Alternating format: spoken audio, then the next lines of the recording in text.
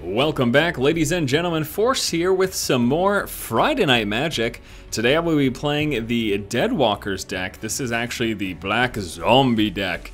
And I've decided to play this deck because, you know, I've been playing Hearthstone all week. And Hearthstone is a fantastic game.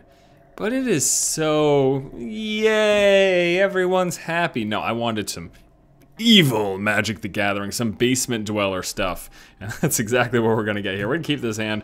It's not that amazing, but I do start off with the Grave Crawler, which is nice to have. It's a 2/1, can't block, and then it returns from the graveyard, or I can cast it from the graveyard as long as I've got a zombie in play. Unfortunately, I don't have any other zombies in my hand, which is why I said this is not the greatest hand to take. But I do have a Doomblade plus a Reanimate. So if he plays anything early on that I want to take, I can most certainly do that.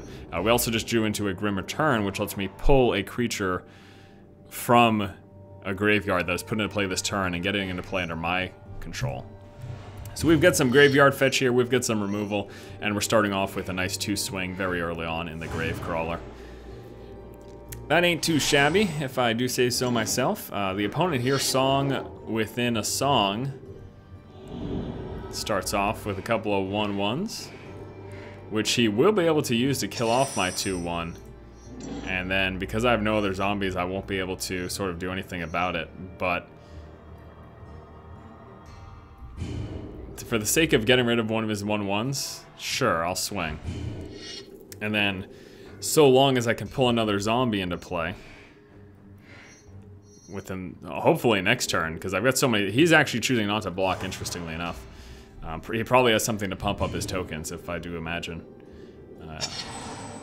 Yeah, he must have something to pump up his tokens. I don't know why else he wouldn't block there, to be honest. I guess nothing pre-combat. What is he going to do post-combat? Second main phase, Song Within a Song. What is your game plan? Nothing. He is mana screwed. I have too much mana and not enough creatures. This is an interesting game. Very, very interesting. I've got a damage edge at the moment. I also have the edge in the fact that I do have direct removal. Let's see. Path to Exile. I knew he had something going on. He's actually going to pop one of his creatures, which is a good move because Path to Exile gives that creature's controller a land in play tapped. So this allowed him to pull out a Fiend Hunter. This is actually beautiful because I am going to Doomblade the Fiend Hunter. And I will do it this way. I'll Doomblade now, and then I'll reanimate it next turn. We're going to Doomblade the Fiend Hunter, which gets us our Grave Crawler back. Then the Fiend Hunter gets thrown into his graveyard, which I can then pull back with the Reanimate. However, I don't know that I want to do that now. We'll have to see. Because all I'm going to be able to exile is his token. I might want to wait until he plays something else so that I can exile that instead.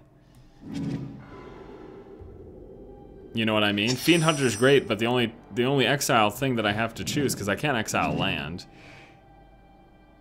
It's another creature. You can only exile another creature. So I am actually not going to pull him back at the moment. We're going to let him sit tight there.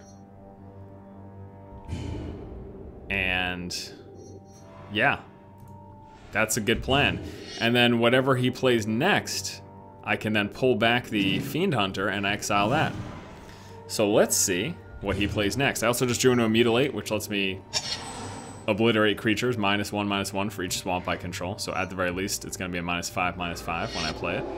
He's going to play Gather the Townsfolk for a couple of 1/1s. And that is it. So he swings me for 1. I really need to be pulling into some more zombies here, though. Here we go. Alright, Vampiric Tutor. Lets me pay 2 life and search for whatever I want. And there are a lot of choices here. Lord of the Unreal would not be bad. This guy's really good.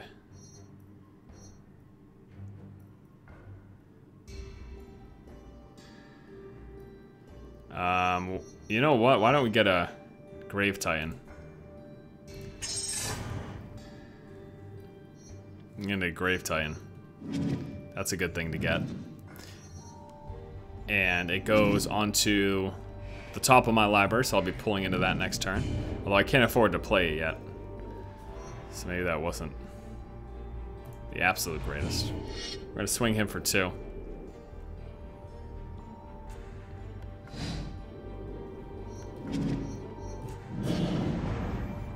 He trades with his 1/1. And we pass the turn over. There's his 4th land. Dude, Song, I need you to be playing something more. I don't know what you're doing here, but... Nothing? Nothing still? What the heck? There's the Grave Titan. And then I pass the turn back to him.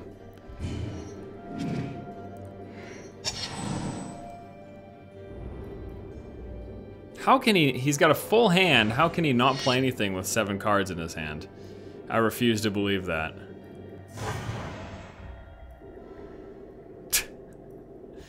What the hell is going on with this game? We're gonna toss a Black Cat down into play, which lets me pull back the Gravecrawler because he is a zombie, so we're gonna cast him from our graveyard. And then we say go.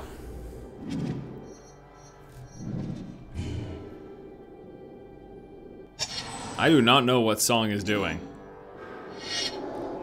Alright, plays a Geist Honored Monk. Was he waiting this whole time to do that? That's kind of really funny, actually, because that is all going to die. Oh, man. Should I do it now? Yeah, I'm at 11, I kind of have to. So we're going to go ahead and toss down a Mutilate.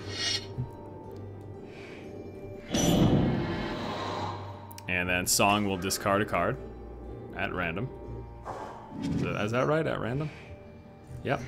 Let's see what he discarded. Now I'm at 11, so losing life is gonna hurt, but having a Geist Honor Monk in play could be pretty funny too, so I think we're gonna go with that. We're gonna pull the Geist Honor Monk. We're gonna lose 5 life, which will bring us down now to 6. We get the Geist. And I could do it again.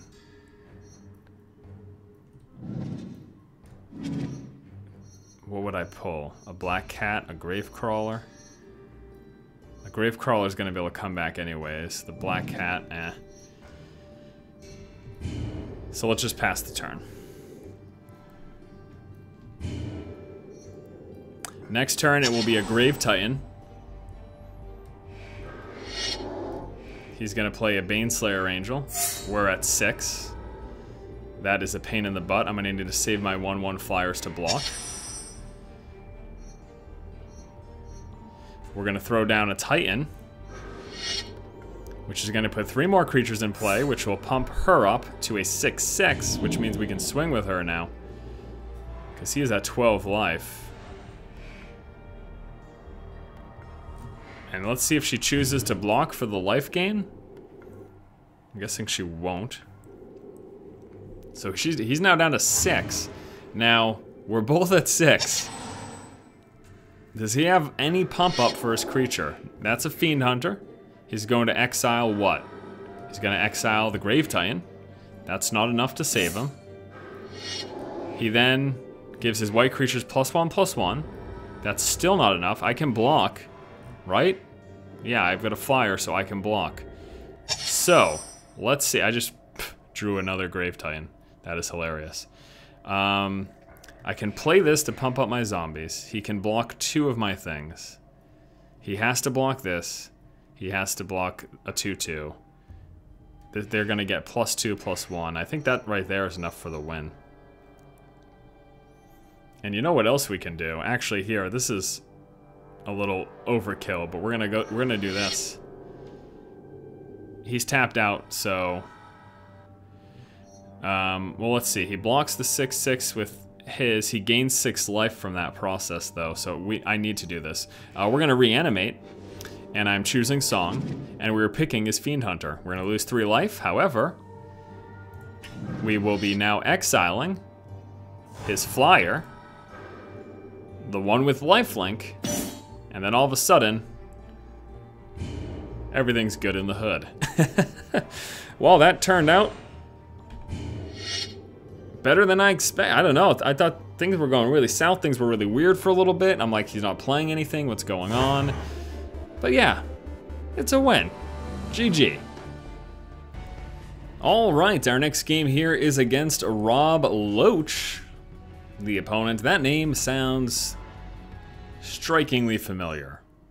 I feel as if this is someone that I've played before or something along those lines. I don't know. We've got a lot of turn 4s here, and 2 turn 4s and 2 turn 5s, which really, this deck is all about aggression, so we're gonna have to draw a new hand here. Oh, yuck.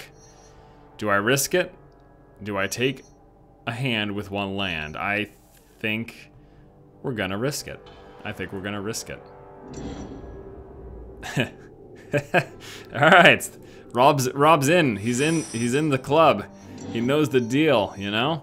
All right, we're gonna toss down. I almost want a Vampiric Tutor for a land, to be honest with you. If we don't draw a land next turn, I will. We're gonna start off with a Gravecrawler, though. Give him a nice smiley face to let him know I acknowledge his existence. No, I acknowledge the fact that he acknowledges that he is on Friday Night Magic. And is Mr. Loach playing the black deck as well? It appears to be the case. Turn 2, we're actually in a really good spot now that I drew a second land, to be honest with you. All right, so we're gonna start off with the swing, though. Swinging for 2 with our Gravecrawler. And then we follow that up with a Black Cat, whom, if he dies, my opponent has to discard a card at random. Now, Rob had nothing turn 1 and 2. He must have something turn 3. There it is, Lord of the Undead. Other zombie creatures get +1/+1. The greatest part about this is, obviously, as you can tell here, it pumps up my zombie creatures as well. So, quite interesting indeed. Here is another Black Cat. And here is a swing for 5, which he probably won't block, because he blocks this, it comes back, he blocks this, he discards a card at random. So he lets all 5 go through. And playing that might have been a mistake. He's gonna go ahead and pop down the War Chief. This only helps his creatures. And now he's saving for blockers, which is smart. Now what I will probably do, well, we can go ahead and throw down the Messenger to make him lose 2 life. And then I'm gonna swing with this guy right here. We're gonna have Rob lose the 2 life when Geralt's Messenger comes into play. And then I just swing with the 3/2. If I swing with these guys, the 2/2s, he can just block them and not lose his creature. And he's gonna let that go through as well. That brings him down to 8. Now, if he tries to attack me, I've got chump blockers here. So I can double block and kill off whatever one that he chooses to swing with. And if he has Doom Blades like I do, that does him no good. There's also creature removal in this deck that can get rid of... What is this? Okay, whenever a creature dies, he puts a quest counter on it. 3 quest counters give him a 5/5 zombie. So he knows now that I can just chump block, and now he's in a really, really, really tight spot. Oh boy. This is really good for me. So I swing, he blocks this, it comes back with Undying, he loses 2 life. He blocks this, that dies, I can replay it, 4 goes through, all of a sudden, he's down to 2. I can also pop off of his creatures with the Shrivel. Actually, no, they're gonna die anyways. So this is a win, most definitely. So we're gonna start off with this. We're gonna swing with everything. I think the critical error might have been playing this, honestly. It helped me out too much for that single turn, and he didn't want to block it with his creature because it was too valuable. It's too valuable of a creature. Oh, he's actually gonna trade that way. Everyone dies. He discards a card. He loses 2 life. He's down to 1. I'm surprised he blocked the way he did. I would have expected him to be at 2 because I expected him to block this, but that is how he chose to block. And now all of a sudden, I'm in a position where he's at 1 life. He does get that 5/5 in play. I can actually reanimate one of his things. I could reanimate the War Chief, so I am going to do that. Yep, we are going to reanimate. Pick Rob. We're going to pick the War Chief. Confirm. And then I'll play a Black Cat as a chump blocker. And I could Vampiric Tutor as well, but it seems completely unnecessary at this point. Unless he might have mass removal. Uh-oh.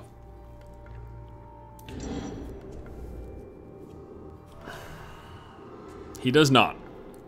So that is the game. I was worried about mass removal. He did not have mass removal. And, wow. That was a crazy game. Sort of a... You can see the difference, though. He got a flood of lands. I only set on 3 lands, but you can see how effective I was with 3 lands. I do wonder how many lands he's running in that deck. It's a good question. Our next opponent today will be Lord Lauren. Lord Lauren, that name kind of sounds familiar, too. Am I playing against people who are people that I've played against in the past? I don't know. We do have a Bloodghast, which is kind of crazy. We also have the Marauder and a Quest for the Gravelord. Yeah, let's take this hand. We're gonna keep it. Obviously, I don't get my super awesome turn 1, 2/1 Gravecrawler, but hey, look at this Lord Lauren starting off with the Exploration, popping a 2nd land into play.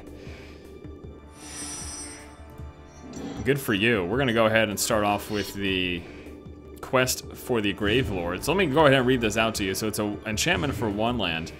Whenever a creature dies, I put a quest counter on it. I remove 3 quest counters, sacrifice it, and get a 5/5 black zombie giant creature into the battlefield. Look at that picture, by the way. That's horrifying. It's like a bunch of zombie creatures melded together, just in a giant fleshy bag of flesh. It's really kind of gross. We're gonna toss the Bloodghast into play. So we are playing against the Eldrazi deck, which he actually has some decent ramp here with the Exploration, so he might be able to get some beastly creatures into play sometime soon, which is a cause for concern. I need to destroy him before he gets these behemoths in play. Now luckily I've got things like this Fleshbag Marauder, which will let me force him to sack a creature. As you can see right now, he's got no other creatures in play at the moment. And then I could also Grim Return something that I force him to sack, which would be probably the most hilarious and ridiculous thing ever, but I need 6 mana to do those 2 things. So I could Fleshbag plus Reanimate. I'd take a lot of damage in the process, but this is all for future reference, because none of that's important right now. What is important is that we swing for 2. And we also just played a Black Cat. So yeah, this deck starts to become very terrifying, basically. After he gets 7+ lands in play, then he's got some absurd creatures. His deck revolves around pumping out lands, getting absurd creatures, and then taking it from there. Now, I'm actually quite happy to see this Vampiric Tutor. I'm gonna swing first, but then I'm gonna tutor for one of my zombie pump-ups, and I think I'll tutor for... I could do it at the end of his turn, so let's see what he plays first, because this isn't instant, so. The one thing that I so wish was in Hearthstone is instant speed abilities. Alright, he's gonna play a Primeval Titan. I need that to die, so I can take it. Shucks, but what if he plays something else? You know, no, that's fine. I've got 2 things to kill and take. I've got 2 things to kill and take. So what I'm gonna do here is we're gonna pull removal. We're gonna pull another bit of removal. I guess just the Doomblade, yeah? Yeah, let's pull the Doomblade.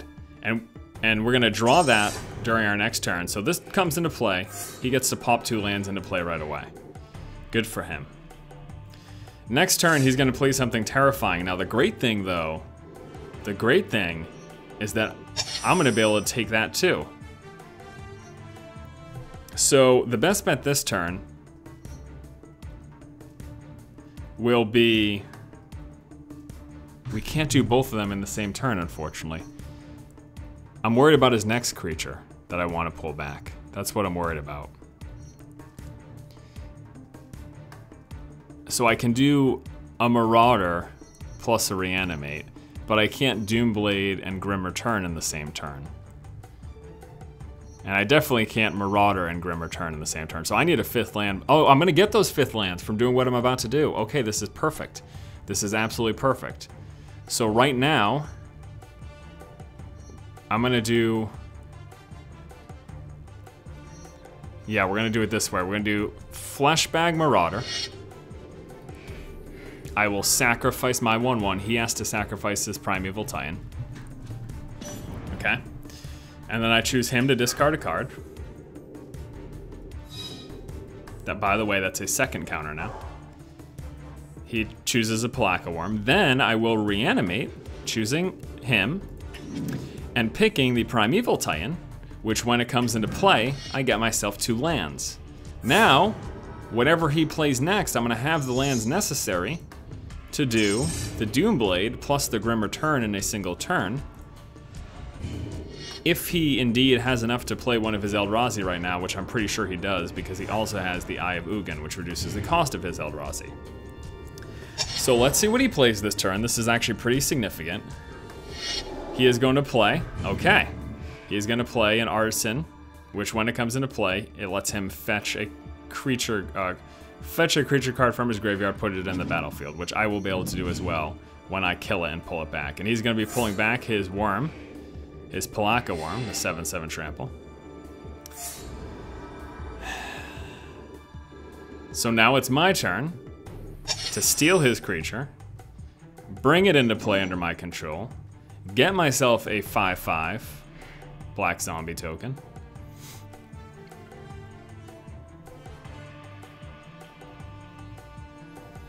All right, well there we go. We're gonna Doomblade. We're gonna pick his 10/9. And then we're gonna play this. We're gonna pull back his Artisan, put it into the battlefield under our control now. And when it comes into the battlefield, well, first of all, from dying, this triggered. And actually, no, is it only from your hand that this works? Oh, it's when you cast. Okay, so I don't get the graveyard fetch because this is not when it comes into play, it's when you cast it, so it has to be actually played by you. And actually, right now, I kind of don't want to attack because he's just going to chump block this guy. But that might not be the worst thing, though, because I'll at least get out 2 lands and I can get 3 through. Maybe I should just wait till next turn, though. The only thing I'm concerned about waiting for, though, is the fact that he could use mass removal. Shucks. Yeah, I guess we'll just wait it out. Keeping my fingers crossed that he does not play all his dust right now. He didn't. What he did play, though, is this. Look at the top 7 cards of your library. You may put a creature card from among them into the battlefield, the rest on your bottom in any order. Okay. What does he put?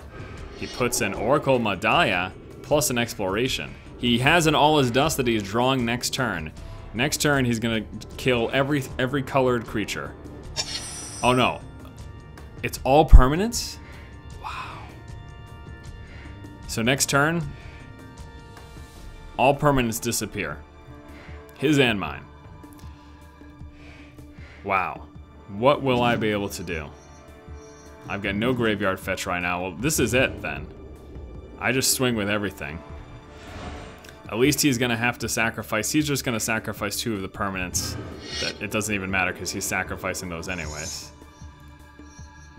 I get 2 lands. Let me check this. X damage to target creature, where X is the number of swamps you control. I control 9. I can kill his 7/7. So 6, 7, 8, 9, 10, 11, 16 will go through. We're gonna do this now. This is just to a creature. Or I can wait and do it on one of his creatures in the future. We're gonna do it now. I'm gonna kill off his 7/7.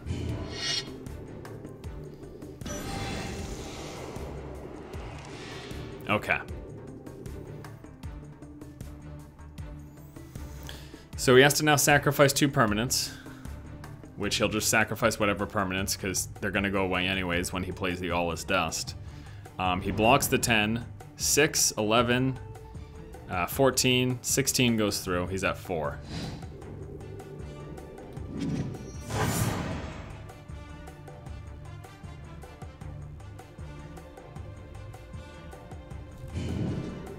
Okay, he's at 4. He's about to clear the board. I do have Bloodghast, which would come back anyways. Oh no, only when I play a land. And actually, he was just replaced by AI. I guess he decided that that was enough. There's the All Is Dust.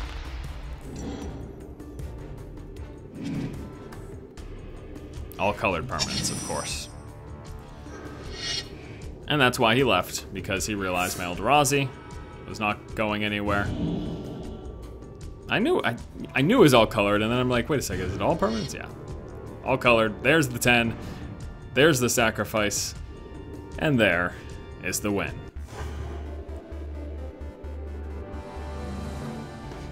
All right, my friends, that is going to do it for this episode of Friday Night Magic. Let's quickly go ahead and wrap things up by taking a look at the Deadwalkers deck list that I have constructed. Starting off, we've got the 3 Grave Crawlers, very nice early game. Diregraph Ghoul, which I didn't draw into at all, but it's a good one turn 1 for a 2/2. It does come into play tap though. We've got the Quest for the Gravelord, which you saw, the Vampiric Tutor, which you saw, reanimates, pulling cards from graveyards, so good. The Bloodghast, only one of those unfortunately available. A couple Black Cats, which I really like, they're great chump blockers, force your opponent to discard. Doomblade for creature removal for non-black creatures, Sign in Blood for some card advantage. The Shrivel, giving all creatures -1/-1 to land turn, very good against any of the weenie decks, the white weenie deck, and that's, I guess, sort of it. Oh, there's a token deck too, if I recall. Lord of the Undead to pump up zombies, plus you can do zombie fetch from the graveyard. Draw some Messenger, very, very solid card. Death's Baron also pumps up other zombies, and it gives them Death Touch. Fleshbag Marauder to force opponents to sacrifice creatures. Great against decks that have just very few but very powerful creatures, so their board's relatively limited in terms of the choices. Grim Return for pulling creatures back from the graveyard. Death Cloud for hilariousness. Look at this, 3 black and an X. Each player loses X life, discards X cards, sacrifices X creature, sacrifices X lands. That's amazing. Liliana's Reaver, it's a 4/3 Death Touch with an interesting ability. Whenever it deals combat damage to a player, that player discards a card, plus you get a 2/2 black zombie token into the battlefield. Undead Warchief to pump up your zombies and make them cost less to play. The Tendrils of Corruption for damage and life gain. Mutilate for giving creatures -1/-1 based on the swamps. Consuming Vapors force a opponent to sack a creature. You gain life equal to its toughness, plus it rebounds next turn. Cruel Revival to destroy a non-zombie creature, can't be regenerated. Then you get to also take a zombie card from your graveyard to your hand. And then lastly, the Grave Titan, 6/6 Death Touch. When it enters the battlefield or attacks, 2/2 black zombies go on the battlefield. All right, guys, that does it. Thanks so much once again for watching this episode of Friday Night Magic. Tune in next Friday for some more Duels of the Planeswalkers 2014. If you like the content, please subscribe, keep watching, and keep owning.